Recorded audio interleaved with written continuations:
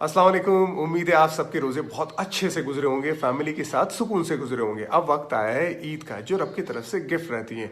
Lockdown का ज़माना है, कोरोना वायरस का ज़माना है, भीड़ इकट्ठा करने को मना किया गया है, तो आप ईद की नमाज घर में पढ़ सकते हैं। ये बहुत ही एक्स्ट्रा ऑर्डिनरी सर्कमस्टांसिस है इस वजह से, लेकिन आप ईद की नमाज ना छोड़ें और घर में पढ़ें। इस्लाम के 4 स्कूल ऑफ थॉट से अगर जो भी स्कूल ऑफ थॉट्स के हिसाब से अगर आप घर में ईद की नमाज और खुतबा नहीं पढ़ सकते, ये अलग बात है। ये वीडियो उन लोगों के लिए जिनको घर में ईद की नमाज पढ़नी है। बहुत सिंपल है। ईद की नमाज और जो बाकी की नमाजें रहती है उसमें सिर्फ इतना फर्क रहता है कि ईद की नमाज में 6 जायद तकबीरें रहती है। आपने ईद की नमाज की नीयत बांधी, आपने सना पढ़ी, सना पढ़ने के बाद आपको अपने हाथ कान की तरफ ले जाने, अल्लाह अकबर कहना है, हाथ छोड़ देने।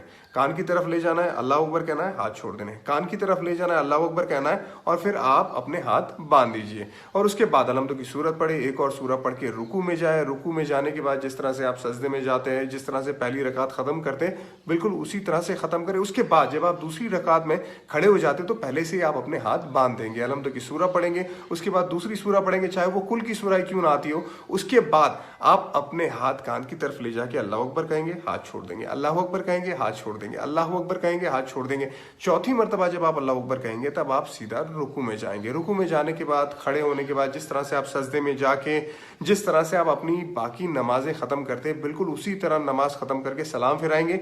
ये आपकी ईद की नमाज हो गई। उसके बाद खुतबे की बात आती है। देखिए, खुतबा जुमा की नमाज में नमाज से पहले होता है और ईद की नमाज में नमाज के बाद होता है। बहुत सिंपल, अगर आपको खुतबा पढ़ना है तो बहुत सिंपल मैं खुतबा आपको बताऊंगा।